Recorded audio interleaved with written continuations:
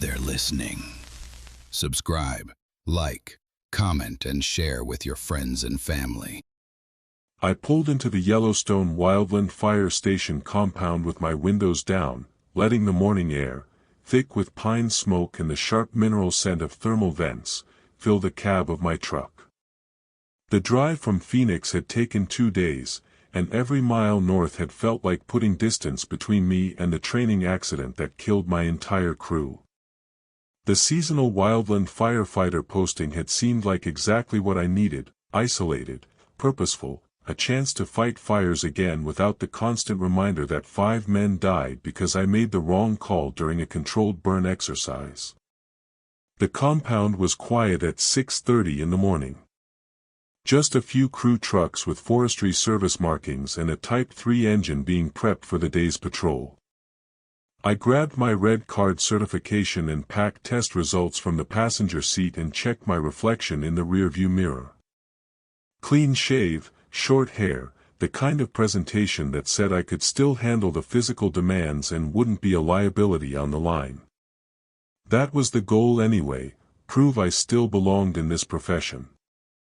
The Wildland Fire Station was a utilitarian concrete building that smelled like chainsaw oil and old smoke. Inside, harsh fluorescent lights illuminated a briefing room with incident command maps covering the walls and rows of yellow Nomex shirts hanging on metal pegs. A woman in her late 40s stood near a desk covered in fire weather forecasts, steel gray hair cropped military short. Her flame-resistant uniform was faded from years of hard use, and her forearms bore the distinctive pattern of old burn scars, the kind you only get from decades working the line. Dominic Wilner? She looked up from a stack of incident dispatch forms as I approached. Yes, ma'am. Reporting for seasonal assignment. Shirley Smith, fire chief for this district. Her handshake was firm, testing my grip strength. Welcome to Yellowstone Wildland Operations. How was the drive? Long, but good. Ready to get back to work, Chief. That's what I like to hear. She pulled a manila folder from beneath a stack of weather reports. We'll get you processed and out on patrol soon enough. Coffee? I'm fine, thank you. Shirley opened the folder and spread several documents across the scarred wooden desk. Standard hiring paperwork, emergency contacts, radio protocols, physical fitness certifications. Nothing unexpected for wildland fire operations. Then she pulled out a laminated card with 7 numbered protocols printed in bold red text. These are our operational fire suppression guidelines, she said, sliding the card toward me. Every firefighter working this district must follow them exactly. No exceptions, no debates. I picked up the card and read Protocol 1. If you encounter active fire in the North Thermal Basin, marked NTB on sector maps, do not attempt suppression. Mark GPS coordinates, report to dispatch via radio, and continue patrol without engaging the fire. The words contradicted everything in my training. Fire suppression was our entire job, the reason we existed. I read it again, then looked up at Shirley. Chief, we just let thermal basin fires burn freely. What about establishing containment lines? Structure protection protocols? No structures exist in that zone. The protocol is non-negotiable. I scanned the rest of the list. Protocol 2 prohibited extinguishing any fire within the red zone, regardless of spread trajectory or wind conditions. Protocol 3 banned investigating smoke columns that rose in perfect vertical lines, regardless of potential rescue scenarios. Protocol 4 stated that if I heard voices calling for help from within active fire perimeters, I should not attempt rescue operations under any circumstances. Protocol 5 required immediate evacuation and reporting if I observed fire burning against prevailing wind direction. Protocol 6 instructed me to avoid all thermal cave systems even if they provided escape routes during fire entrapment. Protocol 7 mandated that I never question fellow firefighters about unusual fire behavior they'd witnessed. Chief Smith, I have to ask, are these protocols based on some kind of geothermal instability that makes standard firefighting operations dangerous in specific thermal zones? Shirley's expression remained flat, almost rehearsed. No explanation offered, no acknowledgement that letting fires burn freely violated every tenet of wildland firefighting doctrine. These protocols were developed through extensive operational experience in this unique thermal environment. They are not subject to discussion or modification. I looked at the laminated card again. The protocols read like something designed to prevent us from doing our jobs, not enhance operational safety. Protocol 4 especially bothered me. Not attempting rescue when someone called for help went against every instinct I had, every reason I'd become a firefighter in the first place. But after the Phoenix training accident, after listening to my crew's screams over the radio while I watched helplessly from a safe observation point, unable to reach them through the flashover I'd failed to predict, this seasonal position was my only path back to purpose and redemption. I wasn't about to lose it by questioning my fire chief on day one. Understood, Chief. I'll follow the protocols exactly as written. Good. Shirley gathered the employment paperwork into a neat stack. Your assigned quarters are in Building 3, Bunk Bay on the left side. First patrol assignment begins at 0800 hours. Radio check-in required every 2 hours, no exceptions. Any other questions? Several dozen, actually. But I could hear the finality in her voice, the same tone my military fire instructors had used when a discussion was definitively over. No, ma'am. I'll get my gear squared away. Dominic.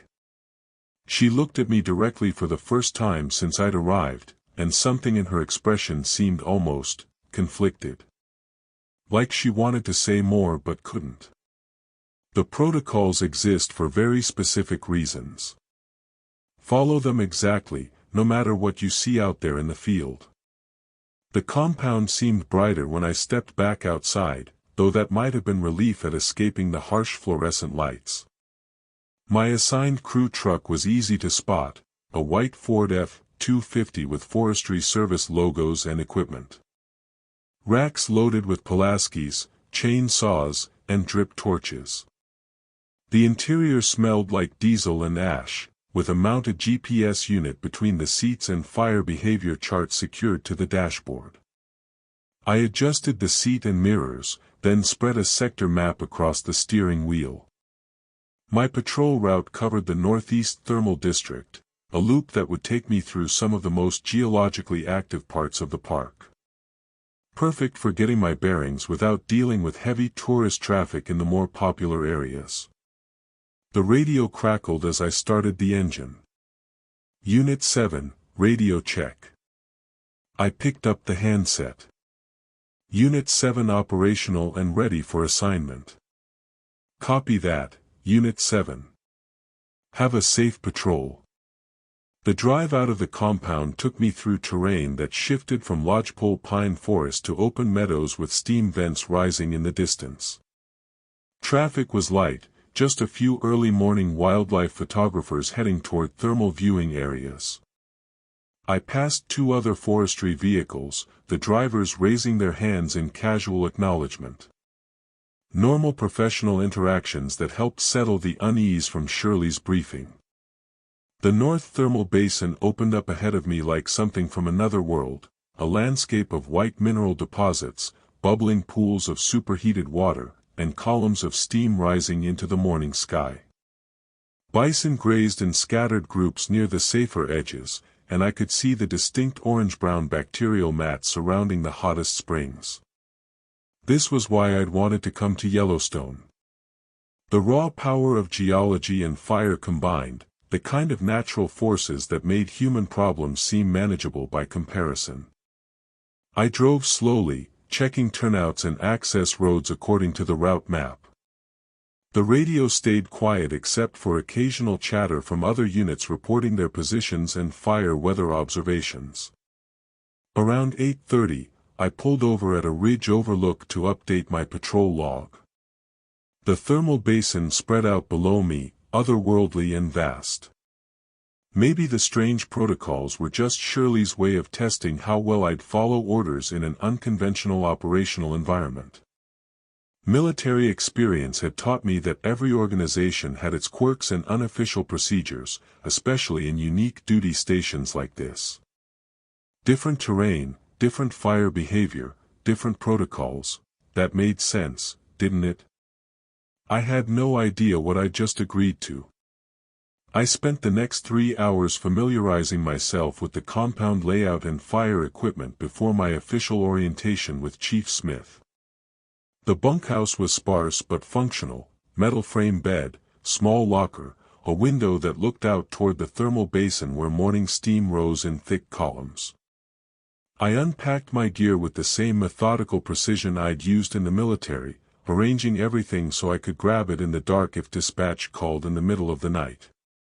At 1,400 hours, I reported back to the fire station for what Shirley had called district-specific operational briefing. The conference room smelled like stale coffee and fire-retardant chemicals. Topographic maps covered every wall, marked with colored pins and hand-drawn containment lines from previous fire seasons. A large relief map of Yellowstone dominated the center table, the thermal features marked in bright red zones that looked like infected wounds across the park's northeast quadrant. Shirley stood at the head of the table, organizing a stack of laminated field guides and weather prediction charts. She'd changed into field gear, Nomex pants, heavy boots, the kind of practical equipment that said she still worked the line despite her administrative role. Another firefighter sat in the corner, a younger guy maybe in his mid-20s, picking at his cuticles with the nervous energy of someone who'd been waiting too long in an uncomfortable silence. Dominic, meet Jason Hoggett. He's been with us since last spring, working the same patrol sectors you'll be covering. Shirley gestured toward the younger man without looking up from her papers. Jason glanced at me briefly, offered a half-hearted nod, then went back to studying his hands. His Nomex shirt was faded and stained with old smoke, and I noticed his boots were scuffed in the distinctive pattern that came from months of walking through burned terrain. But his eyes had a hollow quality I'd seen before, the 1,000-yard stare combat veterans got after too many deployments in active zones. Jason will shadow your first week of patrols, show you the boundary markers and access points. Shirley pulled down a large-scale map that showed the park divided into color-coded sectors. But first, we need to go through operational protocols in detail. What I gave you this morning was the abbreviated version. This is the comprehensive briefing that every firefighter working thermal districts must complete before solo patrol authorization. She clicked a remote, and a projector hummed to life, casting the first protocol onto a white screen in sharp red text. The North Thermal Basin encompasses approximately 847 acres of active geothermal features, Shirley began, her tone shifting into what sounded like a rehearsed lecture. Ground temperatures in this zone can exceed 200 degrees Fahrenheit at shallow depths. Surface fuels are minimal due to thermal activity, but lightning strikes occasionally ignite what vegetation exists. When you encounter fire in NTB zones, your only authorized action is documentation and reporting. No direct suppression. No investigation of fire origin. No establishment of containment lines. I raised my hand slightly, old classroom habits. Chief, what's the rationale? Even if we can't dig line in thermal areas, we could still use foam or water drops from air support to prevent spread into surrounding forest. Shirley's expression didn't change. The protocol exists because geothermal instability creates unpredictable subsurface conditions. Firefighter safety takes precedence over suppression in zones where the ground itself can collapse or release superheated steam without warning. It was a reasonable explanation. Almost. Except I'd studied thermal terrain firefighting during my military training, and standard doctrine was to assess stability and suppress from safe perimeter positions, not abandon the fire entirely. But Jason's eyes flicked toward me with something that looked like warning, and I caught the subtle shake of his head before he looked away. Moving on. Shirley advanced to the next slide.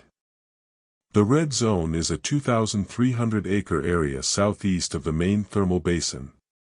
It's marked on all your sector maps with diagonal red hatching. She used a laser pointer to indicate the zone on the wall map, a roughly circular area that looked like it encompassed significant forest and grassland. When fire occurs in the red zone, it must be allowed to burn to natural completion. No suppression activities are authorized regardless of fire behavior, spread rate, or proximity to infrastructure. Chief Smith. I kept my voice level, professional. That contradicts fundamental wildland fire management. We're supposed to evaluate each fire for suppression feasibility and resource protection. What defines a red zone fire versus a standard wildfire? Geography defines it. If the ignition point or the majority of the burn area falls within red zone boundaries, Protocol 2 applies. Shirley's delivery was flat, almost mechanical. This protocol has been in effect for 6 years. 0 firefighter casualties have occurred in red zone fires during that period, which validates the approach. 0 casualties because we don't engage the fires, I thought but didn't say. The logic was circular. We're safe because we don't fight fires in this arbitrary zone, therefore the protocol works. But my need for this position, for any path back to purposeful work, kept my objections silent. You may occasionally observe smoke columns that rise in perfect or near-perfect vertical lines despite prevailing wind conditions. Shirley advanced the slide to show a photograph of exactly that, a pillar of smoke rising straight up while surrounding trees bent in obvious wind. These columns indicate unique thermal updraft conditions. Do not investigate their origin. Do not approach closer than 200 meters. Mark GPS coordinates and report via radio only. What about potential casualties? The question came from Jason, his voice rough like he hadn't used it in a while. If someone's caught in that fire and calling for help. Protocol 4 addresses rescue operations. Shirley's transition was too smooth, too prepared, like she'd answered this exact question many times before. The words appeared on screen, and something cold settled in my chest. If you hear voices, calls for help, or any indication of persons within an active fire perimeter in designated protocol zones, you are prohibited from attempting rescue operations. Maintain safe distance, mark location, report to dispatch. Search and rescue teams with specialized equipment will be deployed if assessment determines intervention is feasible. I stared at the screen, feeling the weight of those words like physical pressure. My crew's voices echoed in memory, panicked radio transmissions from inside the flashover, begging for help I couldn't provide because the fire had moved too fast and the escape routes had closed. And now this protocol was telling me to do exactly what I'd done in Phoenix, listen to people die while following safety procedures that prioritized my survival over theirs. This protocol seems, I started, but Shirley cut me off. This protocol has prevented firefighter deaths in terrain where rescue attempts would result in multiple casualties instead of single-victim incidents. It's non-negotiable. Her tone carried the finality of someone who'd had this argument before and won every time. She moved through the remaining protocols quickly. Protocol 5 required immediate evacuation if we observed fire burning against wind direction, another physical impossibility that she explained away with thermal draft patterns. Protocol 6 banned using thermal cave systems as safety zones despite their potential as fire shelters. Protocol 7 was the strangest. Never discuss unusual fire behavior with other firefighters outside of official incident reports. Why the communication restriction on Protocol 7? I asked. It prevents the spread of inaccurate information and speculation that can compromise operational effectiveness. Shirley closed her presentation folder. Wildland firefighters sometimes misinterpret fire behavior in thermal environments. Restricting informal discussion maintains factual accuracy in our incident documentation. Or it prevents us from comparing notes and realizing something's wrong, I thought. Jason hadn't said another word through the entire briefing. He sat with his arms crossed, staring at the table surface like he was trying to disappear into it. When Shirley finally dismissed us, he was out of the room before I could ask him any questions. I gathered my field guides and protocol summaries, the laminated cards now feeling heavier than they should. Shirley remained at the table, organizing papers with careful precision. "Chief, can I ask one more question?" She looked up, and for just a moment, I saw something in her expression that wasn't the rehearsed professional mask, something that looked almost like regret, or maybe resignation. "Off the record," I said quietly. "Have you ever had to follow Protocol 4? Have you ever had to listen to someone calling for help and do nothing?" The question hung between us for several long seconds. Outside the window, another column of steam rose from the thermal basin, perfectly straight despite the afternoon wind. "The protocols exist for reasons you'll understand eventually," she said finally. "And when you do understand, you'll wish you'd never asked." She left before I could respond, and I stood alone in the conference room surrounded by maps of a landscape that suddenly felt more dangerous than any fire I'd ever faced. I spent the next 3 hours familiarizing myself with the compound layout and fire equipment before my official orientation with Chief Smith. The bunkhouse was sparse but functional: metal frame bed, small locker, a window that looked out toward the thermal basin where morning steam rose in thick columns. I unpacked my gear with the same methodical precision I'd used in the military, arranging everything so I could grab it in the dark if dispatch called in the middle of the night. At 1,400 hours, I reported back to the fire station for what Shirley had called district-specific operational briefing. The conference room smelled like stale coffee and fire-retardant chemicals. Topographic maps covered every wall, marked with colored pins and hand-drawn containment lines from previous fire seasons. A large relief map of Yellowstone dominated the center table, the thermal features marked in bright red zones that looked like infected wounds across the park's northeast quadrant. Shirley stood at the head of the table, organizing a stack of laminated field guides and weather prediction charts. She'd changed into field gear, Nomex pants, heavy boots, the kind of practical equipment that said she still worked the line despite her administrative role. Another firefighter sat in the corner, a younger guy maybe in his mid-20s, picking at his cuticles with the nervous energy of someone who'd been waiting too long in an uncomfortable silence. "Dominic, meet Jason Hoggett. He's been with us since last spring, working the same patrol sectors you'll be covering." Shirley gestured toward the younger man without looking up from her papers. Jason glanced at me briefly, offered a half-hearted nod, then went back to studying his hands. His Nomex shirt was faded and stained with old smoke, and I noticed his boots were scuffed in the distinctive pattern that came from months of walking through burned terrain. But his eyes had a hollow quality I'd seen before, the 1,000-yard stare combat veterans got after too many deployments in active zones. "Jason will shadow your first week of patrols, show you the boundary markers and access points." Shirley pulled down a large-scale map that showed the park divided into color-coded sectors. "But first, we need to go through operational protocols in detail. What I gave you this morning was the abbreviated version. This is the comprehensive briefing that every firefighter working thermal districts must complete before solo patrol authorization. She clicked a remote and a projector hummed to life, casting the first protocol onto a white screen in sharp red text.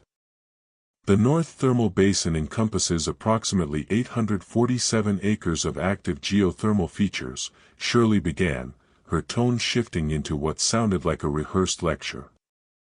Ground temperatures in this zone can exceed 200 degrees Fahrenheit at shallow depths. Surface fuels are minimal due to thermal activity, but lightning strikes occasionally ignite what vegetation exists. When you encounter fire in NTB zones, your only authorized action is documentation and reporting. No direct suppression. No investigation of fire origin. No establishment of containment lines. I raised my hand slightly, old classroom habits. Chief, what's the rationale? Even if we can't dig line in thermal areas, we could still use foam or water drops from air support to prevent spread into surrounding forest. Shirley's expression didn't change. The protocol exists because geothermal instability creates unpredictable subsurface conditions. Firefighter safety takes precedence over suppression in zones where the ground itself can collapse or release superheated steam without warning. It was a reasonable explanation. Almost.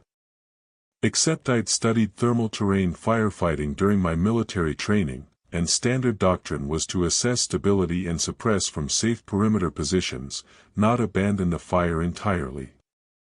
But Jason's eyes flicked toward me with something that looked like warning, and I caught the subtle shake of his head before he looked away. Moving on. Shirley advanced to the next slide. The red zone is a 2,300-acre area southeast of the main thermal basin.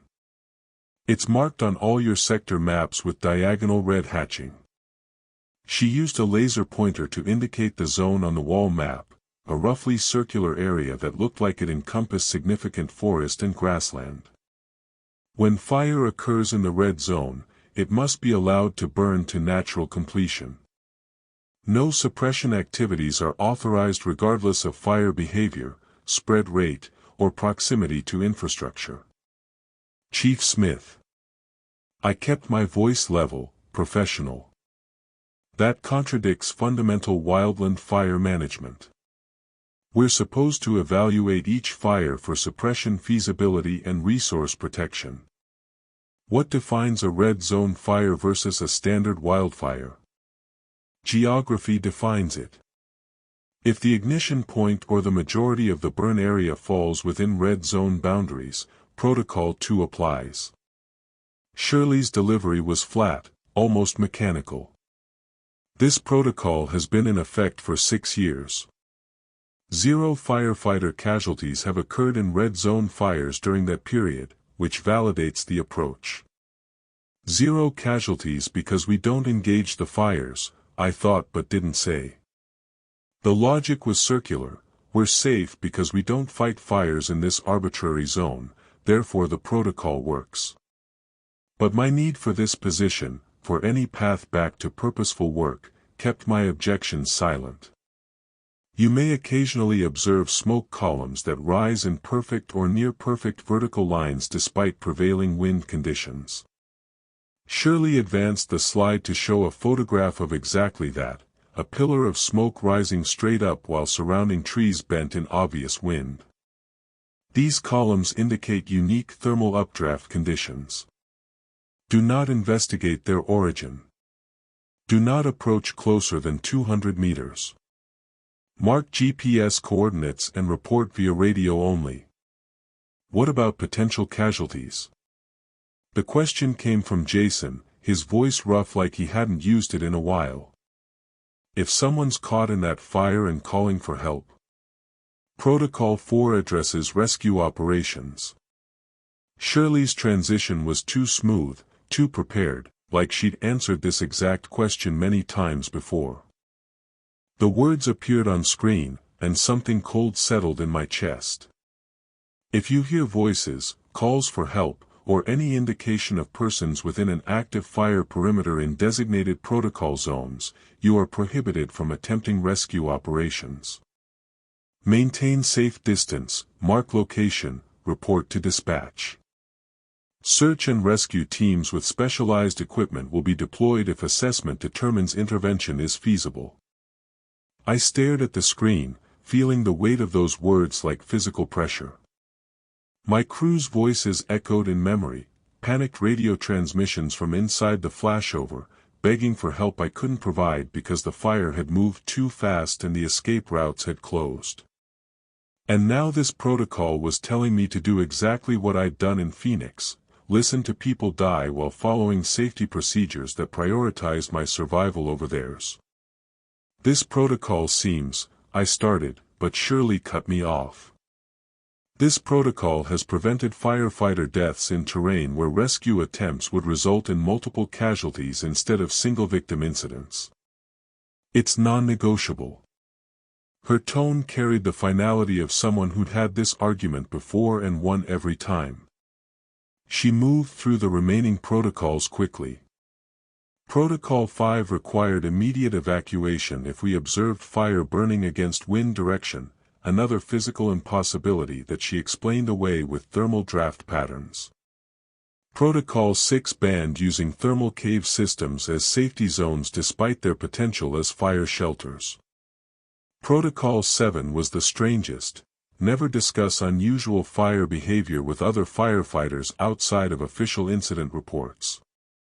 Why the communication restriction on Protocol 7? I asked. It prevents the spread of inaccurate information and speculation that can compromise operational effectiveness. Shirley closed her presentation folder. Wildland firefighters sometimes misinterpret fire behavior in thermal environments. Restricting informal discussion maintains factual accuracy in our incident documentation. Or it prevents us from comparing notes and realizing something's wrong, I thought. Jason hadn't said another word through the entire briefing. He sat with his arms crossed, staring at the table surface like he was trying to disappear into it. When Shirley finally dismissed us, he was out of the room before I could ask him any questions. I gathered my field guides and protocol summaries, the laminated cards now feeling heavier than they should. Shirley remained at the table, organizing papers with careful precision. "Chief, can I ask one more question?" She looked up, and for just a moment, I saw something in her expression that wasn't the rehearsed professional mask, something that looked almost like regret, or maybe resignation. "Off the record," I said quietly. "Have you ever had to follow Protocol 4? Have you ever had to listen to someone calling for help and do nothing?" The question hung between us for several long seconds. Outside the window, another column of steam rose from the thermal basin, perfectly straight despite the afternoon wind. "The protocols exist for reasons you'll understand eventually," she said finally. "And when you do understand, you'll wish you'd never asked." She left before I could respond, and I stood alone in the conference room surrounded by maps of a landscape that suddenly felt more dangerous than any fire I'd ever faced. Jason Hoggett reappeared on my fourth day like a ghost that had finally gathered enough substance to manifest in daylight. I was restocking my truck's emergency gear when I caught movement in my peripheral vision, someone standing at the edge of the equipment bay, watching me with the kind of stillness that meant they'd been there a while before I noticed. He looked worse than he had during the briefing with Chief Smith.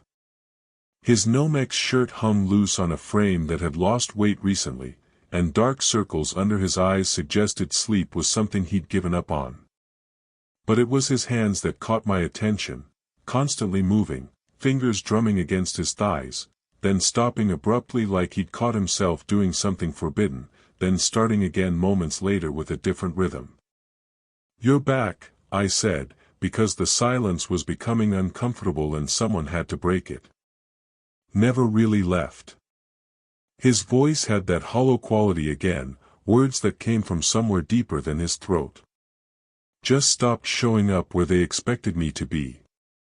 Turns out they don't actually care as long as you complete your patrols and file reports that don't raise questions. I set down the fire shelter I'd been inspecting and faced him fully. This close, I could see the way his eyes tracked movement constantly, the flutter of a bird past the bay opening, a truck door closing somewhere in the compound, the shift of shadows as clouds passed overhead. Hypervigilance that went beyond normal alertness into something that looked exhausting to maintain. Chief Smith said you got reassigned to another district. Chief Smith says a lot of things that sound reasonable until you think about them too hard. Jason glanced over his shoulder toward the administrative building, then back to me.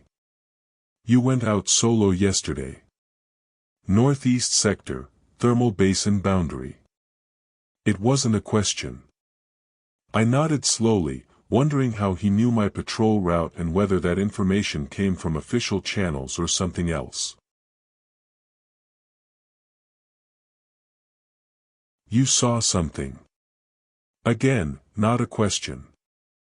Statement of fact delivered with the certainty of someone who'd been through the same experience enough times to recognize the signs in others. And now you're trying to decide if what you saw was real or if you're losing your grip on reality. That's why you're out here restocking gear that doesn't need restocking instead of filing your patrol report on time.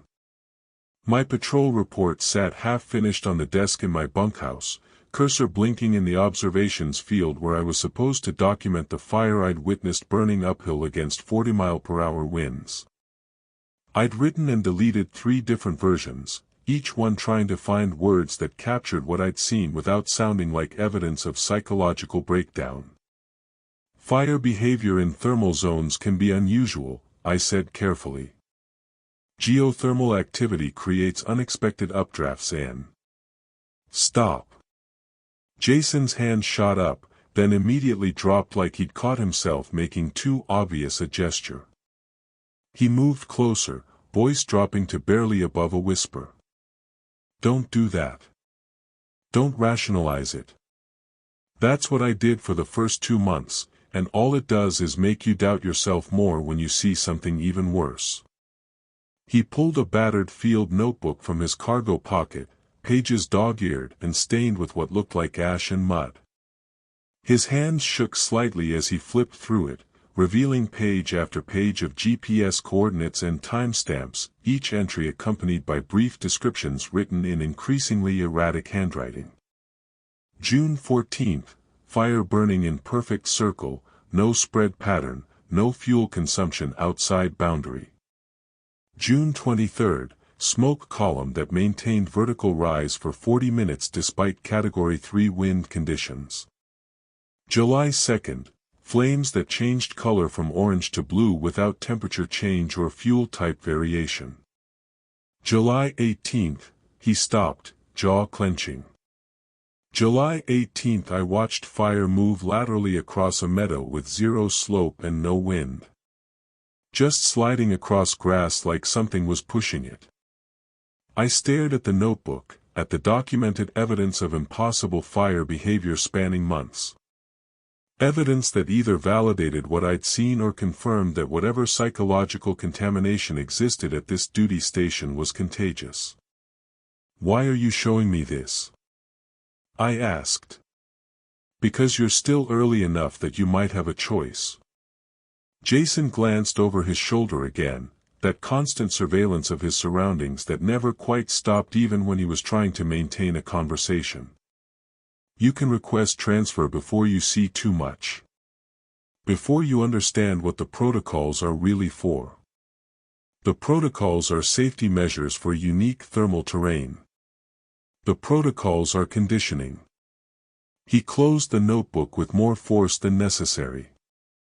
They're training us to see impossible things and not react, to witness physical laws breaking down and mark GPS coordinates instead of asking why.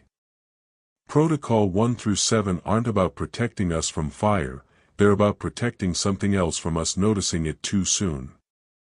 The way he said it, with absolute conviction despite the paranoid delivery, made something cold settle in my chest. This was the kind of thinking that got firefighters pulled from duty and sent for psychological evaluation. The kind of conspiratorial ideation that suggested someone had disconnected from consensus reality and built their own framework for explaining things their mind couldn't process normally. But I'd seen fire burn uphill against wind that should have pushed it backward. I'd watched that with my own eyes through binoculars in perfect visibility conditions. What do you think we're protecting? I asked, because refusing to engage with his theory felt like refusing to acknowledge my own observations. Jason was quiet for a long moment, eyes tracking something I couldn't see in the middle distance. When he spoke again, his voice had changed, still quiet, but with an edge of something that might have been fear or might have been exhausted resignation.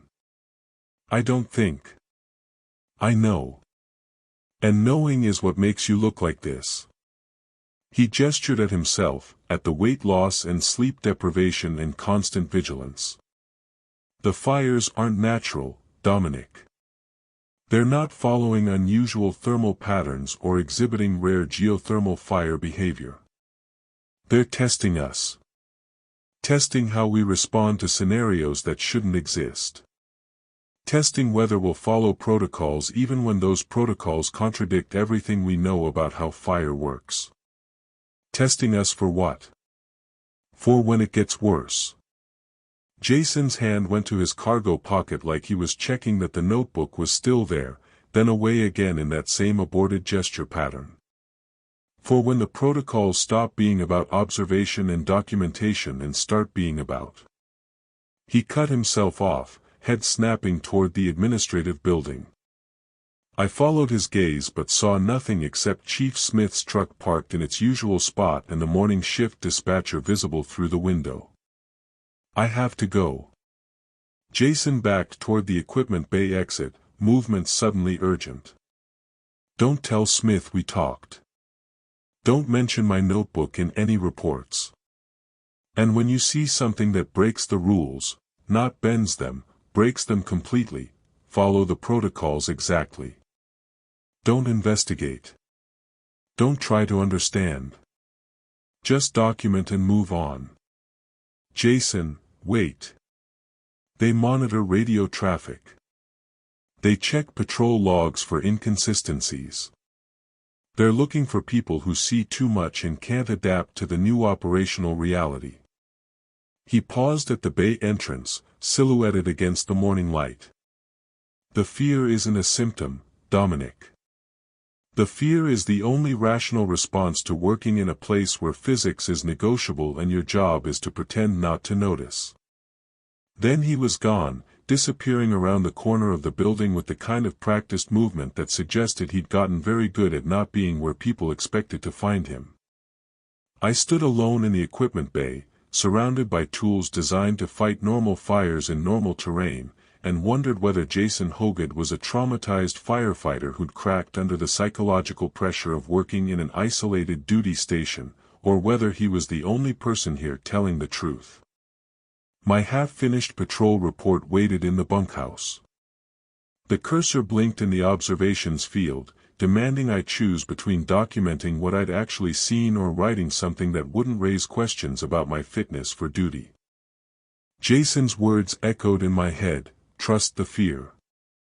Don't trust your perceptions, trust the fear.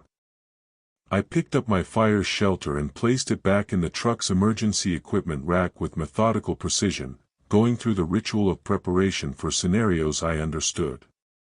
But my hands were shaking now, slight tremor that hadn't been there before the conversation, and when I glanced toward where Jason had been standing, I found myself checking over my shoulder too, scanning for surveillance I couldn't name but somehow expected to find watching from the shadows of the compound.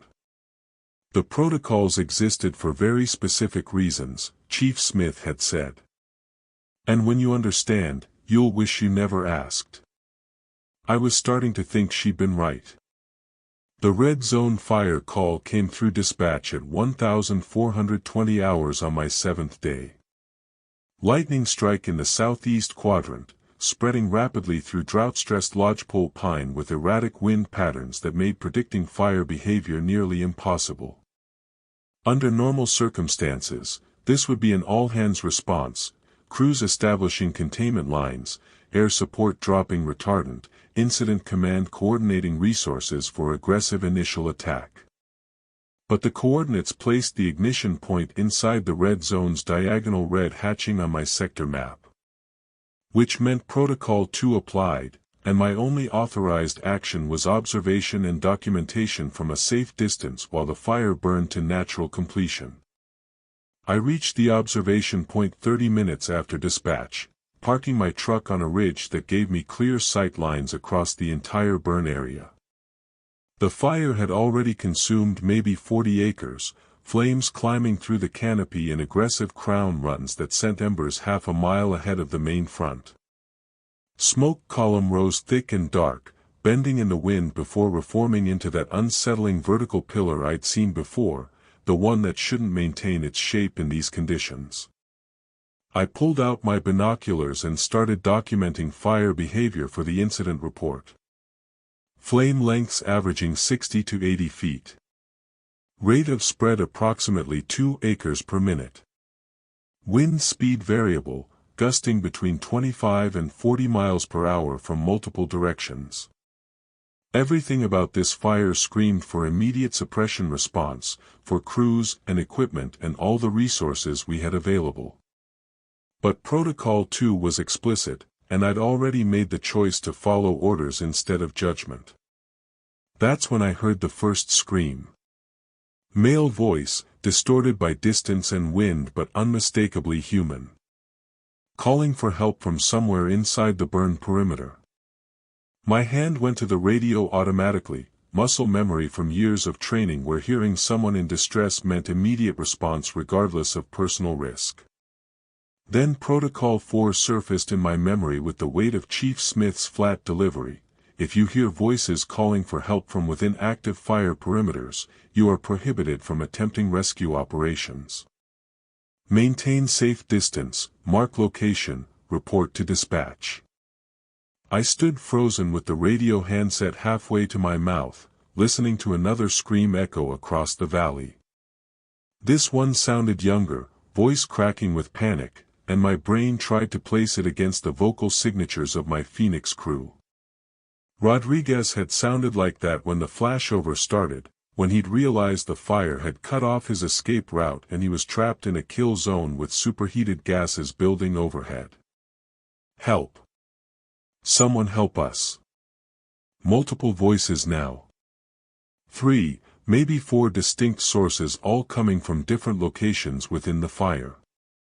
I raised the binoculars with shaking hands, scanning the burn area for any sign of people, hikers who'd ignored closure warnings, tourists who'd wandered off marked trails, anyone who would justify the sounds I was hearing. Nothing. Just fire consuming timber and undergrowth, flames moving through the forest with the methodical efficiency of any wildfire given adequate fuel and favorable conditions. But the voices kept screaming. We're trapped. The fire's moving too fast.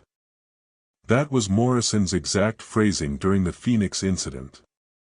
Word for word what he transmitted over the radio while I watched from my safe observation point, unable to reach him because protocol and training and common sense all said that running into a flashover zone meant dying alongside your crew instead of saving them. My thumb hovered over the radio transmit button. Protocol said report to dispatch. Protocol said maintain safe distance. Protocol said let search and rescue teams with specialized equipment make the assessment about intervention feasibility. But every instinct I had, every reason I'd become a firefighter in the first place, screamed that people were dying while I stood on a ridge doing nothing. Just like Phoenix. Just like the training accident where I'd followed safety protocols and watched 5 men burn because I'd prioritized my own survival over rescue attempts that might have saved them. I pressed the transmit button. Dispatch, Unit 7. I have multiple voices audible from within the red zone fire perimeter. Requesting immediate search and rescue deployment and authorization to. Negative, Unit 7. The dispatcher's voice cut through my transmission with practiced efficiency. Red Zone Protocol 2 is in effect. Maintain observation position. Do not approach fire perimeter. Confirm compliance. The screaming intensified. Now I could hear specific words, desperate pleas that sounded exactly like the radio transmissions that still played in my nightmares. Someone calling for their mother. Someone else begging God for help. A third voice just screaming wordlessly, the sound of someone who'd given up on language and retreated into pure terror. Dispatch, there are people in that fire. I can hear them. We need immediate. Unit 7, confirm Protocol 2 compliance. No emotion in the dispatcher's voice. Just mechanical repetition of procedure, like she was reading from a script that didn't allow for variation based on circumstances. Mark observation position and maintain safe distance. Search and rescue assessment will be conducted per standard procedures. Standard procedures meant waiting for the fire to burn itself out, then sending teams in to search for remains. Standard procedures meant everyone I was hearing would be dead long before anyone tried to reach them. I dropped the radio handset and started moving toward my truck. The quickest route to the fire perimeter would take maybe 15 minutes if I drove fast and didn't care about road conditions. I had firefighting gear, a fire shelter, enough training to navigate through active burn zones if I moved carefully and watched for spot fires. I could reach whoever was screaming. I could do what I'd failed to do in Phoenix, actually attempt a rescue instead of following protocols that prioritized my safety over the people dying. My hand touched the truck door handle. And stopped. Because this was exactly how firefighters died. This was exactly the kind of emotional decision-making that turned single casualty incidents into multiple casualty disasters. Running into active fire zones without support, without proper reconnaissance, without incident command coordination, that was how you created situations where rescue teams had to recover your body along with the people you tried to save. The Phoenix flashover had killed my crew because I'd miscalculated fire behavior and put them in a position where escape routes closed too quickly. But it would have killed 6 people instead of 5 if I'd tried to reach them after the flashover started. The review board had been clear about that. My survival wasn't cowardice, it was the only outcome that didn't make an already catastrophic situation worse. I let go of the door handle and picked up the radio again. The screaming continued for another 7 minutes. I timed it with the chronograph on my watch because focusing on objective documentation was the only thing that kept me from getting back in the truck and violating every protocol I'd agreed to follow. 7 minutes of voices calling for help while I stood on a ridge marking GPS coordinates and estimating fire spread rates. Then silence. Just the roar of fire consuming timber and the wind pushing smoke across the valley in patterns that seemed almost deliberate. I stayed at the observation point for another 3 hours, watching the fire burn through 200 acres of forest before it reached a natural barrier, a rocky outcropping with minimal fuel that finally stopped the spread. Standard search and rescue teams arrived around 1800 hours, moving through the burned area with thermal imaging equipment and cadaver dogs. They found nothing. No bodies, no evidence of human presence, no indication that anyone had been in the fire zone when the lightning strike occurred. The lead search and rescue coordinator confirmed this over the radio with the same flat professional tone the dispatcher had used, like absence of casualties was the expected outcome rather than something that should raise questions about what I'd heard. I drove back to the compound after filing my incident report, hands steady on the wheel but something fundamental broken inside my chest. The bunkhouse was empty again. I sat on my bunk and stared at my patrol log entry, multiple audible distress calls from within fire perimeter, duration approximately 7 minutes, protocol for compliance maintained, search and rescue found no casualties. Jason had been right about the psychological torture. About how the protocols weren't protecting us from fire, they were conditioning us to witness impossible scenarios and follow procedures instead of instincts. Because either I'd heard real people screaming and left them to die while following protocols, or I'd experienced auditory hallucinations detailed enough to include specific phrasing from my Phoenix trauma. Both options suggested I shouldn't be working as a firefighter anymore. But only one of those options meant I was losing my grip on reality completely. I pulled out the laminated protocol card and read Protocol 4 again, looking for some nuance I'd missed, some exception clause that would explain why the protocol existed if the voices weren't real. But the text was straightforward: prohibit rescue attempts, maintain safe distance, report to dispatch. Like they'd written it specifically for scenarios where firefighters would hear voices calling from within flames, and the correct response was to do nothing. Outside my window, the sun set behind mountains that framed the thermal basin. Somewhere out there in the red zone, a fire burned itself out through timber that had held no human casualties. And somewhere in my memory, voices that sounded exactly like my dead crew kept screaming for help I'd failed to provide twice now, once in Phoenix when the decision was wrong, once in Yellowstone when the protocol said the decision was correct. I wasn't sure which failure felt worse. Jason's truck sat empty at Ridge Overlook Charlie with the driver's door hanging open and the engine still warm. I'd found it 20 minutes after his missed radio check-in, parked at the exact GPS coordinates he should have been reporting from during his routine thermal basin patrol. His field notebook lay on the passenger seat, open to a page dated that morning with a single entry: NTB perimeter, something's different about the staging today. Staging. Not fire behavior. Not thermal activity. Staging. I called it in to dispatch per protocol, reported the abandoned vehicle and missed check-in, requested guidance on search procedures.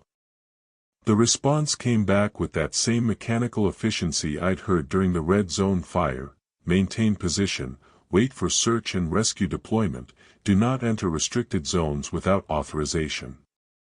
Which would have been reasonable advice if Jason hadn't shown me his notebook full of impossible fire behavior documentation. If he hadn't warned me that the protocols were conditioning rather than safety measures.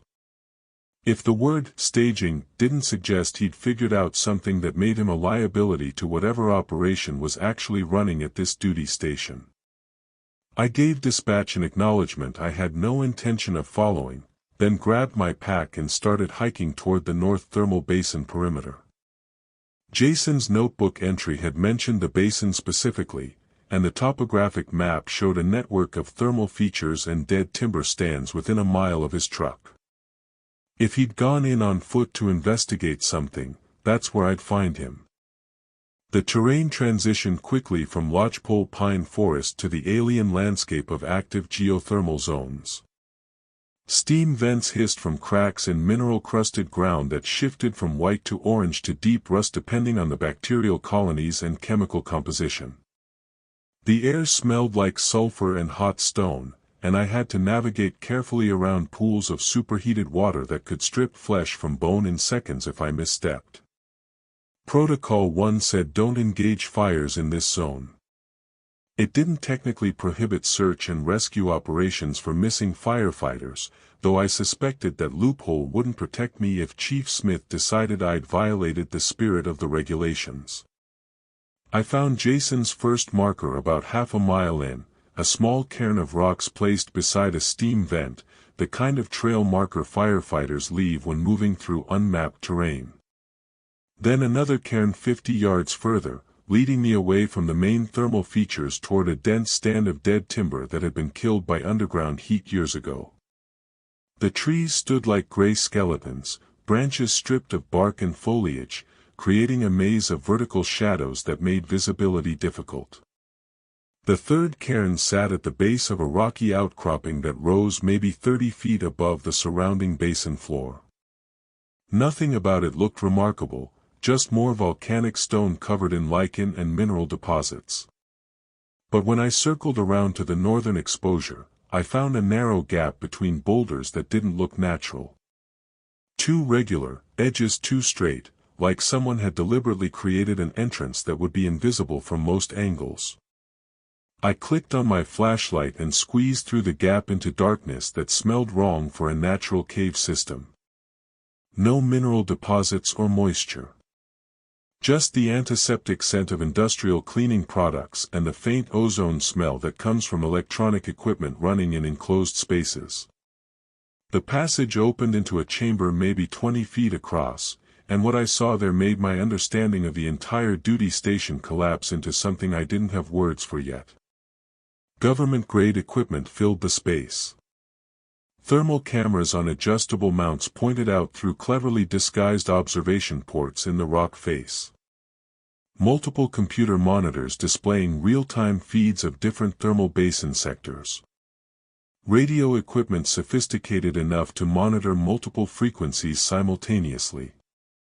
And along one wall, something that looked like a control panel with buttons labeled in technical shorthand I didn't recognize: ignition sequence alpha, thermal variance override, acoustic projection array. But it was the equipment near the back of the chamber that made my hands go numb. Pyrotechnic staging gear. Professional-grade theatrical fire effects equipment. Remote ignition systems capable of creating controlled burns in specific patterns. Gas projection nozzles that could shoot flames in predetermined directions regardless of wind conditions. Audio speakers powerful enough to project sound across distances that would make voices seem to come from inside active fire perimeters. The fires weren't natural. Jason had been right. They were testing how we responded to impossible scenarios. I moved through the chamber in a daze, my flashlight beam catching details that assembled into a picture I desperately didn't want to see. A filing cabinet full of incident reports from previous firefighters, each one marked with assessments like protocol compliance, acceptable, or showed signs of independent investigation, reassigned. A wall-mounted whiteboard covered in notes about stress response thresholds and authority compliance under cognitive dissonance conditions. And on the main desk, partially buried under weather forecasts and fire behavior charts, an ID badge attached to a lanyard. The plastic was scorched along one edge like it had been dropped too close to heat, but the text was still readable: Psychological Research Division, Dr. F. Bierce, Director. Below that, in smaller text, Department of Defense, Advanced Personnel Assessment Program. My brain tried to process the implications. The Department of Defense running psychological experiments on wildland firefighters. Creating impossible fire scenarios using sophisticated staging equipment. Monitoring our responses to protocols that deliberately contradicted our training and instincts. Jason's paranoia about surveillance hadn't been paranoia at all, it had been accurate threat assessment. Which meant every fire I'd witnessed, every impossible behavior I'd documented, every voice I'd heard screaming from within burn perimeters had been manufactured. Staged theater designed to test whether I'd follow protocols even when those protocols violated everything I knew about firefighting and basic human decency. The Phoenix flashover forced its way back into my thoughts, but now with a new question attached: had that been real? Or had my entire career been moving toward this duty station, toward this experimental program that needed firefighters with specific trauma profiles and demonstrated history of choosing protocol compliance over independent judgment? I heard movement outside the observation post. Footsteps crunching on mineral deposits, multiple people moving with tactical precision. My hand went to the radio on my belt, then stopped. If this was a DoD operation, they'd been monitoring my transmissions since I arrived. They knew I'd found Jason's truck. They knew I'd violated protocols by entering the restricted zone. And they were coming to do whatever they did with firefighters who discovered the truth too soon. I clicked off my flashlight and moved toward the back of the chamber, looking for another exit that might not exist. The footsteps grew closer, voices coordinating movements with military efficiency. I had maybe 30 seconds before they reached the entrance. Then I saw it, a ventilation shaft in the ceiling, narrow but potentially navigable. I grabbed a chair, climbed up, and pulled myself into darkness that smelled like ash and old electronics. Behind me, flashlight beams cut through the observation post chamber, and someone's voice echoed with calm authority, "Secure the site." He was just here. I crawled through the ventilation system, dragging myself forward with elbows and knees, trying to stay quiet while my mind assembled implications I couldn't afford to think about yet. Jason had found this place. That's why he'd disappeared. That's why his truck sat abandoned with the door hanging open. They'd caught him before he could get away. Which meant I had minutes, maybe hours, before Chief Smith or Dr. Bierce or whoever was actually running this program decided that I'd seen too much to remain operational. The ventilation shaft opened onto a rocky slope 30 yards from the main observation post entrance. I could see tactical flashlights moving through the chamber I'd just escaped, systematic search patterns that said these people had training and resources I couldn't match. I stayed low, moving through dead timber and thermal features, putting distance between myself and the DoD's psychological research facility disguised as a wildland fire monitoring station. My truck was parked a mile away. Jason's truck was closer, but approaching it meant walking into whatever response team had been deployed to contain this situation. So I moved perpendicular to both positions, heading deeper into the north thermal basin where steam vents and superheated pools would make thermal tracking difficult. I had no plan beyond immediate survival. No idea what to do with the knowledge that every impossible thing I'd witnessed had been manufactured. No understanding of why the Department of Defense was running psychological experiments on firefighters or what they were actually testing us for. But I knew one thing with absolute certainty: the protocols existed to measure our compliance with authority even when that authority was gaslighting us about basic physical reality. And I just failed that test by finding the observation post and discovering the staging equipment. Which meant I was now either a security problem that needed containment, or a successful test subject who'd progressed to whatever phase came after psychological conditioning. Neither option suggested I was getting out of Yellowstone the same way I came in. I made it back to the compound after dark, moving through perimeter access roads that maintenance crews used for equipment transport. My truck still sat where I'd left it near Jason's abandoned vehicle, probably flagged by now as evidence of my unauthorized entry into the restricted zone. But Chief Smith's office showed lights through the blinds, her silhouette visible at her desk like she was waiting for exactly this confrontation. I walked through the main entrance without attempting stealth. No point pretending I hadn't found the observation post or that I didn't know what was actually happening at this duty station. The briefing room was empty, dispatch console unmanned at this hour, just the hum of fluorescent lights and the distant sound of a radio playing somewhere in the bunkhouse complex. Shirley looked up when I knocked on her office door frame. No surprise in her expression, just that same flat professional mask she'd worn during my initial briefing. Like she'd been running through this scenario in her mind since my missed radio check-in, preparing for the conversation she knew was coming. "Dominic. I was expecting you earlier. I got delayed finding the observation post in the North Thermal Basin. The one with DoD equipment and pyrotechnic staging gear. The one that explains why Protocol 1 tells us not to engage fires that aren't actually fires." She stood slowly, moved to her office door, and closed it with the deliberate care of someone who'd made this choice before. The lock clicked with mechanical finality. Then she pulled the blinds shut, transforming her office into an isolated space where whatever we discussed wouldn't be visible to security cameras or passing personnel. "Sit down," she said quietly. I stayed standing. "Where's Jason Hoggett?" "Extended evaluation at a DoD facility in Colorado Springs. He's not in danger. He's being assessed for program continuation or alternative placement." Shirley returned to her desk but didn't sit. "He found the observation post 3 days ago.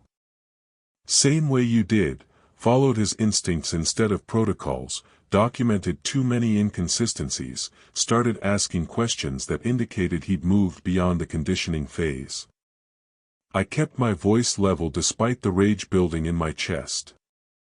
"You've been running psychological experiments on firefighters. Manufacturing impossible fire scenarios to test our compliance with protocols that contradict basic physics and professional training." "Not me. Dr. Franklin Bierce. I'm just the administrative interface, the person who hires suitable candidates and maintains operational cover." She finally sat, hands folded on her desk with the careful precision of someone trying to project calm authority. "But yes, that's essentially accurate. This duty station is a classified research facility testing advanced interrogation methodologies using fire-based psychological warfare techniques." The words hung between us like something toxic. Fire-based psychological warfare. I thought about the voices I'd heard screaming from within the red zone burn perimeter, the way they'd matched my Phoenix crew's final transmissions with perfect accuracy. Psychological warfare meant deliberately inducing trauma, breaking down resistance through carefully calibrated stress that exploited existing vulnerabilities. You recruited firefighters with trauma history specifically because our PTSD makes us easier to manipulate. We recruited firefighters with demonstrated protocol compliance under extreme stress. Your Phoenix incident showed you could follow safety procedures even when your instincts demanded you attempt rescue operations. Shirley's expression softened slightly, though whether that was genuine empathy or practiced manipulation, I couldn't tell. The program needs personnel who understand fire behavior well enough to recognize when that behavior becomes physically impossible, but who also possess the discipline to follow orders despite cognitive dissonance. I thought about my application for this position, the way the seasonal posting had seemed perfectly designed for someone who needed isolation and purpose after catastrophic failure. How convenient that a spot had opened exactly when I needed it. How perfectly the job requirements matched my specific professional background and psychological profile. You targeted me. The Phoenix accident wasn't just convenient, you were watching for someone exactly like me. Dr. Bierce monitors incident reports nationwide looking for suitable candidates. Firefighters who've experienced crew casualties, who demonstrate strong protocol adherence, who need professional redemption badly enough to accept positions in isolated duty stations. She pulled a file from her desk drawer, thick manila folder with my name on the tab. You were flagged 6 months ago. Your psychological evaluation after Phoenix indicated you'd internalized responsibility for deaths that review boards attributed to unpredictable fire behavior.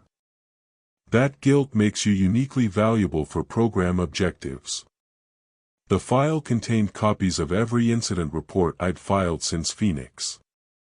My counseling session transcripts. Assessments from my department's fitness for duty evaluation.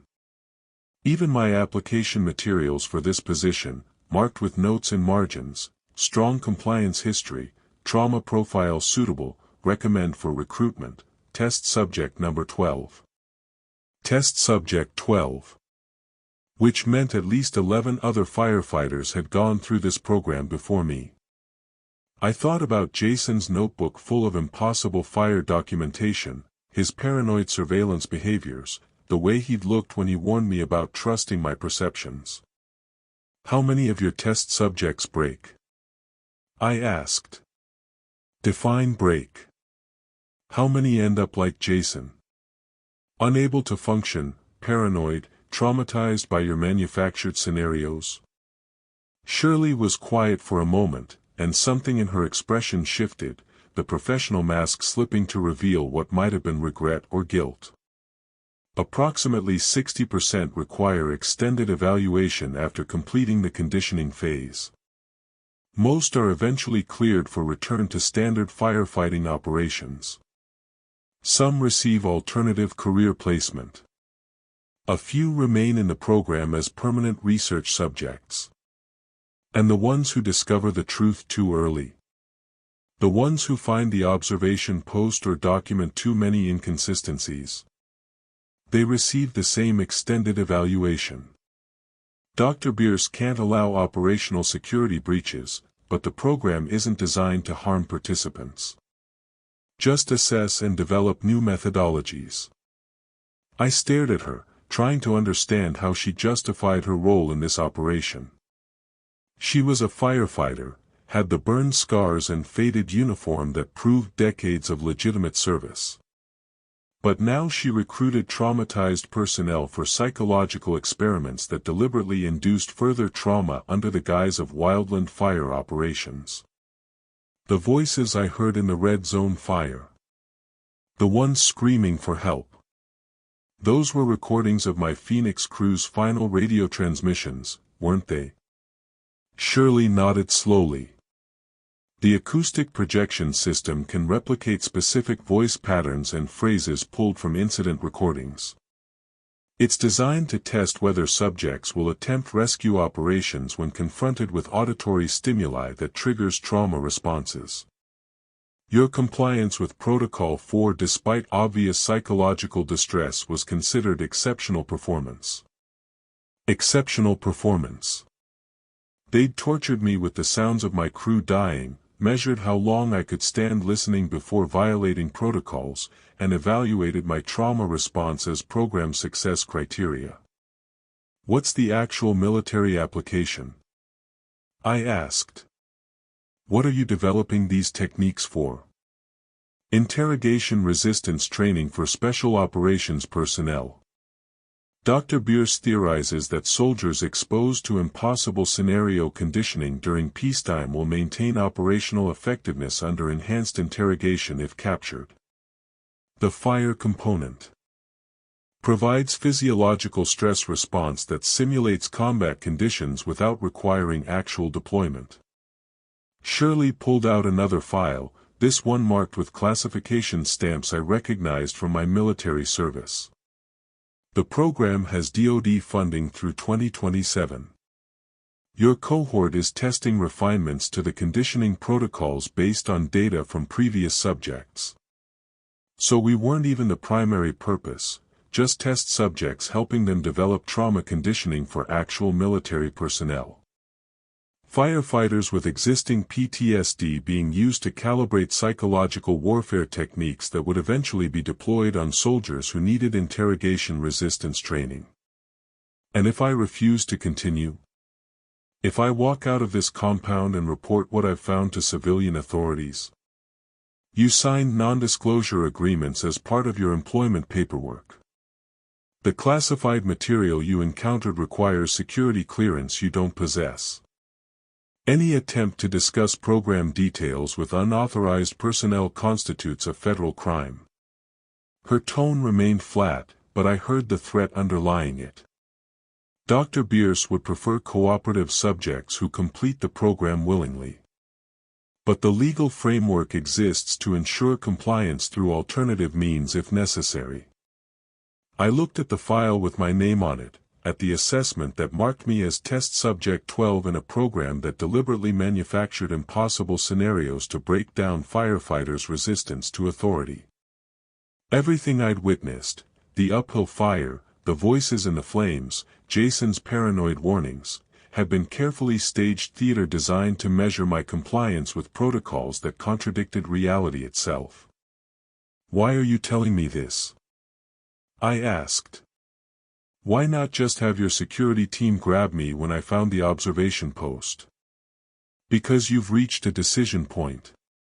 You can refuse to continue, accept extended evaluation in Colorado Springs, and eventually receive alternative career placement with legal restrictions on discussing your experiences here. Shirley pulled out a third document, transfer paperwork already filled out with my information. Or you can complete the program knowingly, understanding the actual objectives, and help refine protocols that might save lives when deployed for legitimate military purposes. She was offering me a choice that wasn't really a choice. Continue being a test subject with full awareness of the manipulation, or disappear into extended evaluation like Jason had. Both options meant remaining under Dr. Bierce's control, just with different levels of transparency about the prison I was in. What happened to test subjects 1 through 11? I asked. Shirley's expression went carefully neutral. That information is classified above my clearance level. Dr. Bierce maintains all longitudinal data on program outcomes. Which meant she either didn't know or wasn't authorized to tell me how many previous firefighters had been damaged beyond repair by these experiments. How many had ended up permanently broken by conditioning protocols that used their trauma as raw material for weapons development. I thought about my Phoenix crew. About Rodriguez and Morrison and the 3 others whose names I still couldn't say out loud without feeling the weight of responsibility for their deaths. They died because I miscalculated fire behavior and made the wrong tactical decision. But at least that failure had been genuine, real fire, real stakes, real tragedy born from human error rather than manufactured scenario. This program wanted to turn their deaths into research data. Wanted to use my guilt and trauma as calibration tools for psychological warfare techniques. I need time to think, I said. You have until 0800 tomorrow. Report to my office with your decision, or Dr. Bierce will make the decision for you. Shirley unlocked her office door, conversation officially over. For what it's worth, Dominic, I'm sorry. This program serves important national security objectives, but the human cost is higher than anyone anticipated when it started. I walked out without responding, past the empty briefing room and through the compound to my bunkhouse. The familiar space felt contaminated now, every surface potentially hiding surveillance equipment, every moment potentially being recorded for Dr. Bierce's research assessment. I had 8 hours to decide whether to remain a willing test subject or disappear into extended evaluation. 8 hours to choose between 2 different versions of captivity. Neither option included escape. She was waiting in my bunkhouse when I returned from Shirley's office, sitting in the single chair with the relaxed posture of someone who had every right to be there. I'd never seen her before, mid-30s, dark hair pulled back in a professional bun, wearing civilian clothes that looked too expensive for standard government employment. A tablet rested on her lap, screen glowing with what looked like charts and data visualizations. Dominic Wilner. I've been looking forward to meeting you in person. She didn't extend a hand for introduction. Just watched me with the clinical assessment of someone evaluating a specimen. I'm Dr. Amanda Kate. You know me from your personnel files as a fire behavior specialist consultant, but my actual role is lead psychologist for Dr. Bierce's program. I stayed near the door, every instinct telling me this woman was more dangerous than the security teams or the staged fire scenarios. Psychologists understood how to break people methodically, how to identify vulnerabilities and exploit them with surgical precision. And she'd apparently been monitoring my responses since I arrived. Chief Smith said I have until 0800 to make a decision about program continuation. Shirley operates under the assumption that subjects still have meaningful choice at this stage. I'm here to clarify your actual situation. Amanda tapped her tablet, and the screen changed to display what looked like my complete psychological profile. Your employment contract contains specific language about research participation and extended evaluation periods. You signed those documents during your initial orientation, though I suspect you didn't read the fine print carefully. I thought back to the stack of paperwork Shirley had pushed across her desk during my first day: emergency contacts, radio protocols, physical fitness certifications. Standard hiring documents that I'd signed quickly, eager to get processed and start working. Too desperate for this position to question whether the forms contained anything unusual. What does the contract actually say? That you consent to participation in classified research programs as a condition of employment. That any discoveries made during your tenure fall under national security classification requiring non-disclosure. And most importantly, that your employment period includes a mandatory 6-month evaluation phase that cannot be terminated early without DoD authorization. She smiled without warmth. You're legally obligated to remain in this program until that evaluation period concludes. Which means Dr. Bierce has 6 months to study your adaptation metrics and stress tolerance responses regardless of your cooperation level. 6 months. I'd been at Yellowstone for 7 days, which meant I had roughly 5.5 months remaining in a program that deliberately manufactured trauma to test my psychological breaking point. 5 months of impossible fire scenarios and protocol compliance testing while psychologists monitored my deterioration. And if I refused to cooperate? If I just stop following protocols and demand immediate termination? Then you'll be transferred to the Colorado Springs facility for the remainder of your evaluation period under conditions that provide less autonomy than you currently enjoy here. Amanda stood, moving to my small window that overlooked the thermal basin. We prefer subjects who remain functional in field conditions because it provides richer behavioral data. But we can conduct the research in controlled laboratory environments if field deployment becomes unproductive. Laboratory environments. She was describing imprisonment with clinical detachment, like my potential incarceration was just an alternative research methodology rather than a fundamental violation of human rights. This is illegal. You can't force people into psychological experiments under false pretenses.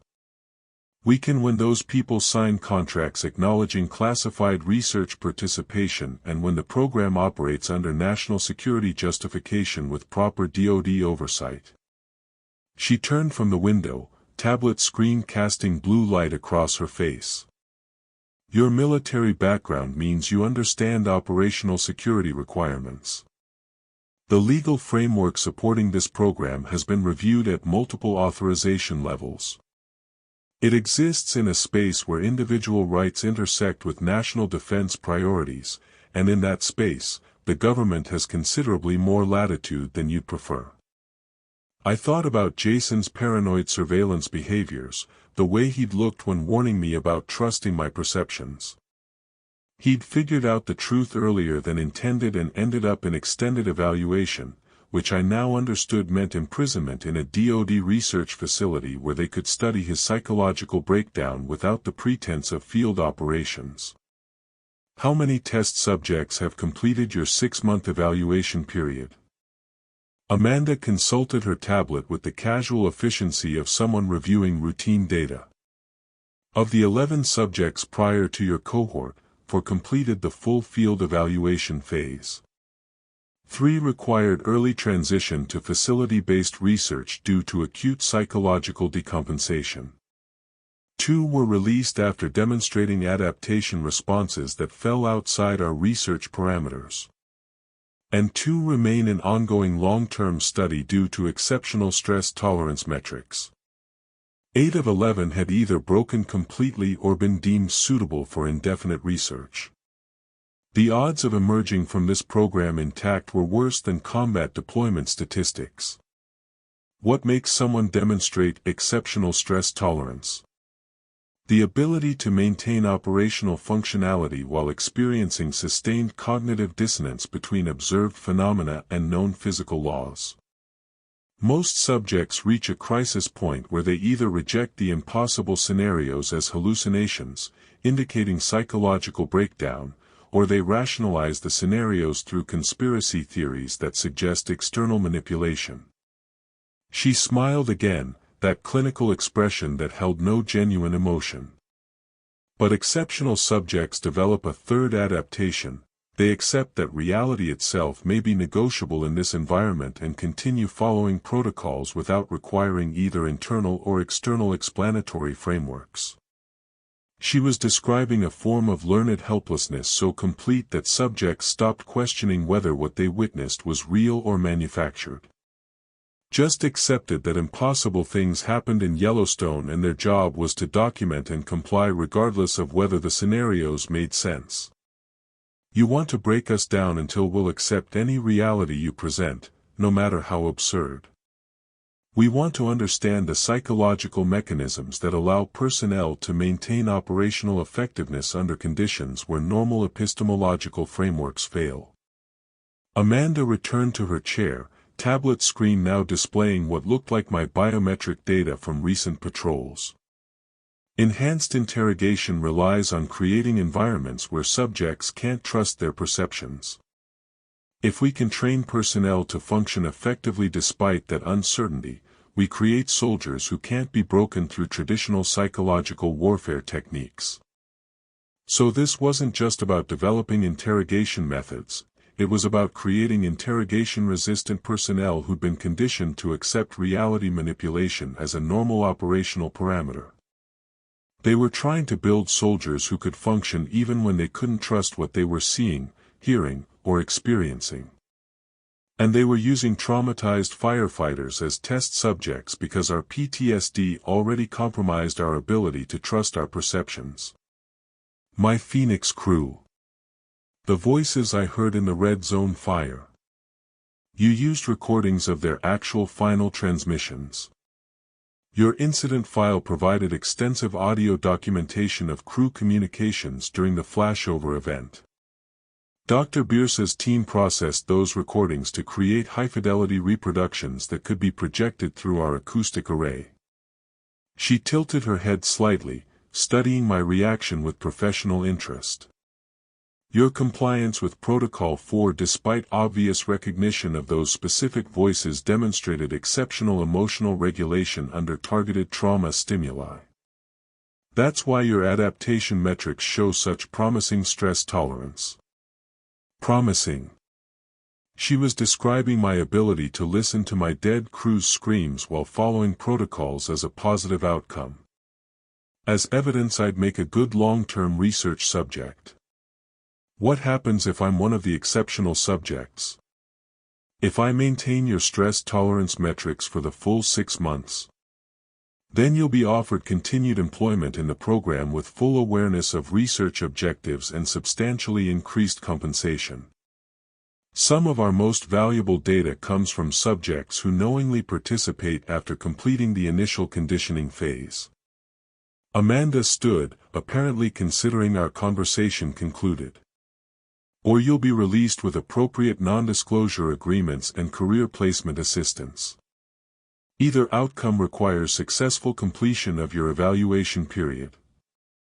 She moved toward the door, then paused with her hand on the frame. For what it's worth, Dominic, your psychological profile suggests you have a better chance than most of emerging from this program functionally intact. Your guilt about Phoenix creates a powerful motivation to prove you can still perform under pressure. That guilt will sustain you through scenarios that break subjects with different trauma foundations. She left before I could respond, and I stood alone in my bunkhouse surrounded by the surveillance equipment I now knew was monitoring my every reaction for Dr. Bierce's research assessment. 6 months. That's how long I was legally trapped in a program that would deliberately traumatize me with manufactured scenarios designed to test whether I'd break down, develop conspiracy theories, or achieve their ideal outcome, accepting that reality could be manipulated without requiring explanation. I thought about Jason in his Colorado Springs facility, probably being studied in laboratory conditions that stripped away even the illusion of autonomy. Thought about the two subjects who remained in ongoing long-term study because they demonstrated exceptional stress tolerance. Were they still at Yellowstone? Still running patrols and filing reports while psychologists measured their adaptation to impossible scenarios? Or had they been transferred to some deeper level of the program where the conditioning intensified beyond what field operations could provide? My tablet sat on the small table beside my bunk. I picked it up and navigated to my employment contract, scrolling through pages of dense legal language I'd skimmed during orientation. And there it was, buried in Section 7, Subsection C. Employee acknowledges participation in classified research activities and agrees to complete mandatory evaluation period of not less than 180 days. Early termination requires DoD authorization and may result in alternative duty assignment. 180 days. I'd signed away 6 months of my life to a program that would use my trauma as raw material for weapons development, and the legal framework was solid enough that I had no recourse except cooperation or imprisonment. The thermal basin was visible through my window, steam rising in the moonlight from geothermal features that represented real geology, real physics, real natural phenomena. But tomorrow I'd go back on patrol in a landscape where fire could burn uphill against wind, where voices could call from within flames, where nothing I witnessed could be trusted as genuine. And I'd follow protocols. Document coordinates. Maintain compliance. Because Dr. Amanda Cates' assessment was correct, my guilt about Phoenix would sustain me through scenarios that should break me. I'd keep trying to prove I could still function as a firefighter even when everything about this duty station was designed to demonstrate the opposite. That's what made me valuable as test subject number 12. That's what made me exactly the kind of person they'd been looking for. The security team came for me at 0530 hours, 30 minutes before my supposed decision deadline. I heard their boots on the bunkhouse steps, too many footsteps, too coordinated, the deliberate approach of personnel who expected resistance and had training to handle it.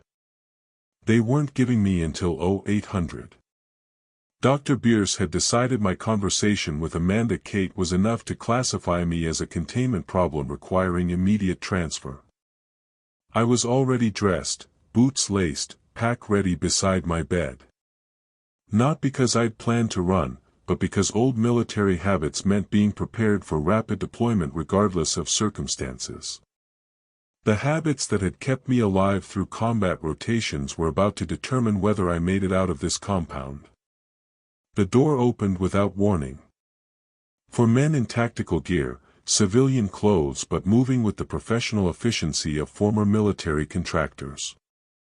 The lead grabbed for my arm with the casual confidence of someone who'd done this extraction procedure before with other uncooperative test subjects.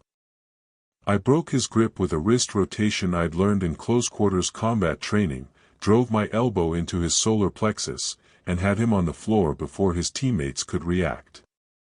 The second man reached for something on his belt, taser or restraints, I didn't wait to find out, and I caught him with a side kick that sent him stumbling backward into the doorframe.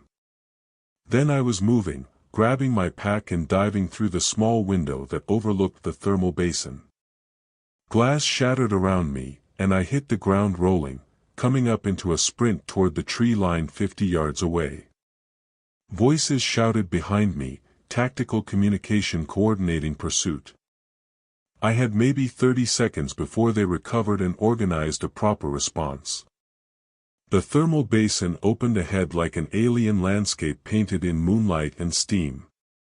I'd studied the topographic maps during my patrol preparations, memorized the locations of major geothermal features because situational awareness meant knowing your terrain. But I'd never expected to use that knowledge fleeing from DoD security contractors through a landscape where one wrong step meant death by superheated water or toxic gas. I ran along the edge of a massive hot spring, its surface reflecting stars between clouds of rising steam. The temperature differential made my skin prickle, cold night air on one side, radiating heat that could boil flesh on the other. Behind me, flashlight beams cut through the darkness, voices calling my name with professional courtesy that meant they still hoped for voluntary compliance. Then gunfire cracked across the basin. Not aimed at me, warning shots fired high to demonstrate they had lethal authorization if circumstances required it. Dr. Bierce wasn't taking chances with test subjects who knew too much and possessed combat training that made them dangerous during extraction operations. I changed direction, angling toward a rocky outcropping I'd noted on sector maps during my patrol briefings. The maps had marked it with a warning symbol and text that said, "Thermal Cave System, Extreme Danger, No Entry Authorized." Which meant it was exactly where my pursuers would hesitate to follow. The cave entrance was a narrow gap between boulders, barely visible in the darkness except for the heat shimmer that marked escaping geothermal gases. I squeezed through into a passage that felt like climbing into an oven, temperature spiking from maybe 40 degrees outside to something approaching 100 within 20 feet. The air tasted like sulfur and minerals, and I could feel moisture condensing on my skin despite the heat. Something crinkled under my boot. I clicked on my flashlight for just a second, long enough to see a laminated map secured to the cave wall with climbing anchors. Hand-drawn passages marked with temperature readings and gas concentration warnings. And at the bottom, written in neat permanent marker, "Emergency exit route, follow the blue markers. You have one chance. Use it wisely. SS. Shirley Smith." She prepared this escape route, left it here for test subjects who figured out the truth and needed extraction that didn't involve DoD custody. Which meant she wasn't just administrative interface, she was actively undermining the program from inside, providing alternatives for firefighters who couldn't survive 6 months of Dr. Bierce's research protocols. I grabbed the map and moved deeper into the cave system, following blue reflective markers that appeared every 20 feet on the stone walls. The passage narrowed until I was crawling, pack scraping against rock, heat building to levels that made breathing difficult. Behind me, voices echoed from the entrance, security personnel debating whether pursuit into the thermal caves was worth the risk. Then the first gunshot ricocheted off stone somewhere near the entrance, and I understood they'd received authorization for lethal force. I was no longer a test subject requiring careful handling. I was a security breach that needed permanent containment. I crawled faster, following blue markers through passages that twisted deeper into the geothermal system. The temperature kept climbing, 120 degrees, maybe 130, hot enough that I had to wrap my shirt around my face to filter the superheated air. Sweat poured off me, dehydration becoming a real concern even as I focused on forward movement. The cave opened into a larger chamber filled with steam so thick I couldn't see more than a few feet. Multiple passages branched off in different directions, but only one showed a blue marker, a narrow opening that required removing my pack and pushing it ahead while I squeezed through on my stomach. Behind me, flashlight beams cut through the steam. They were still coming, still pursuing despite the extreme conditions.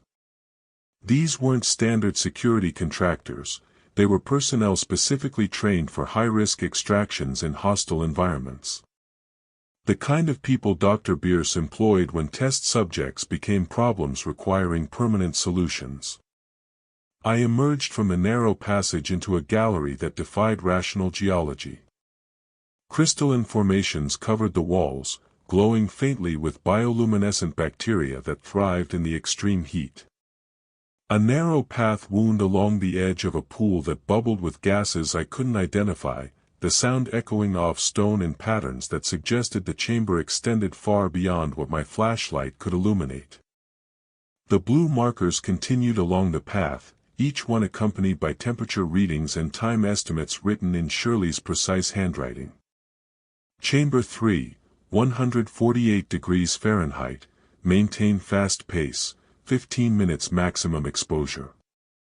I was already past safe exposure limits, feeling the heat exhaustion building despite my military conditioning. Gunfire echoed from the passage behind me, closer now. They were gaining ground, willing to risk the extreme temperatures because letting me escape meant compromising the entire program. I moved faster, following the path around the boiling pool toward another narrow opening marked with double blue markers, emergency exit, the map indicated, leading to surface access 3 miles from the compound. Then the path ended at a vertical shaft climbing upward into darkness. Metal rungs had been anchored into the stone, though whether by Shirley or some earlier explorer, I couldn't tell. The blue markers continued up the shaft, disappearing into steam and shadow. I started climbing, pack strapped awkwardly across my back, hands slipping on rungs slick with condensation. The temperature fluctuated wildly, pockets of cool air alternating with waves of heat that made me dizzy. Below, flashlight beams entered the crystal gallery, voices coordinating positions for optimal firing angles. A gunshot rang out, bullets sparking off stone inches from my hand. I climbed faster, muscles screaming protest, lungs burning from superheated air and toxic gases. Another shot, this one close enough that I felt the pressure wave. Then the shaft opened onto a rocky slope under starlight, cold night air rushing into my lungs like salvation. I was somewhere on the basin's eastern perimeter, miles from the compound, with pursuit still trapped in the thermal cave system below. I didn't stop to celebrate. Just started moving through the darkness, following the slope away from Yellowstone's infrastructure, toward wilderness that offered concealment and distance from Dr. Bierce's program. Behind me, voices echoed from the shaft opening. They'd follow eventually, deploy tracking resources and coordinate with local authorities. But I had a head start, combat training, and motivation that came from knowing exactly what waited if they caught me. 6 months of evaluation in a Colorado Springs facility. Or worse, permanent inclusion in the program as one of those ongoing long-term study subjects who demonstrated exceptional stress tolerance. I'd rather take my chances with the wilderness. I found Shirley's network 3 months after emerging from those thermal caves with second-degree burns on my hands and a new name that existed only in forged documents purchased from contacts I'd cultivated during my military service. The safe house was a ranch property outside Bozeman, far enough from Yellowstone that DoD surveillance wouldn't accidentally sweep the area, close enough that escaped test subjects could reach it before their resources ran out. There were 6 of us that first meeting. Former firefighters who'd figured out the truth and chosen escape over compliance. Sarah Chen had lasted 4 months at Grand Teton before finding their observation post hidden in a false rock formation. Marcus Webb made it 5 weeks at Glacier before the voices in the flames matched his daughter's screams from a house fire he couldn't reach in time. Each of them carried the same hollowed-out expression Jason had worn, the look of people who'd been systematically traumatized under the pretense of national security research. Shirley presided over the meeting with quiet authority, no longer wearing the administrative mask she'd maintained at Yellowstone. She'd been feeding information to investigative journalists for 2 years, documenting program expansion while maintaining her cover as loyal DoD personnel. The maps she spread across the conference table showed what we were actually fighting: 12 Western locations running simultaneous test protocols, with plans for expansion into VA crisis counseling programs where they could recruit trauma survivors directly from psychiatric care. They're not just studying stress tolerance anymore, Shirley said, pointing to classified documents she'd copied before her own extraction 6 weeks ago. Dr. Bierce received funding approval for Phase 2, direct application of conditioning protocols on active duty special operations personnel. Everything they learn from breaking us becomes training curriculum for soldiers who need interrogation resistance. I studied the expansion maps, seeing the scope of what we'd escaped. Hundreds of firefighters, potentially thousands of soldiers, all being fed through psychological meat grinders designed to weaponize their trauma for military advantage. The program I'd fled wasn't an isolated experiment, it was proof of concept for systematic reality manipulation protocols that could be deployed at scale. "We have 3 journalists ready to publish," Marcus said. 2 with major outlets, 1 with documentary production capabilities. But they need corroborating testimony from multiple subjects and internal documentation that proves systematic abuse rather than isolated incidents. "I have patrol logs," I offered. "Documented impossible fire behavior with GPS coordinates and timestamps. And I can identify the observation post locations at Yellowstone." "That's a start." Shirley pulled out another file, this one containing testimony from test subjects who hadn't escaped, who'd completed their evaluation periods and been released with non-disclosure agreements and substantial financial compensation to maintain silence. "But we need someone willing to break their NDA publicly. Someone whose credibility can withstand the DoD's inevitable character assassination." She was looking at me when she said it. Because my Phoenix incident was public record, my crew's deaths documented in official reports that established my professional reputation before Dr. Bierce recruited me. I was the test subject whose testimony couldn't be easily dismissed as fabrication from someone with pre-existing psychological issues. I thought about my crew. About Rodriguez and Morrison and the others whose trauma the program had weaponized against me. They'd died in real fire, following my orders, trusting my judgment.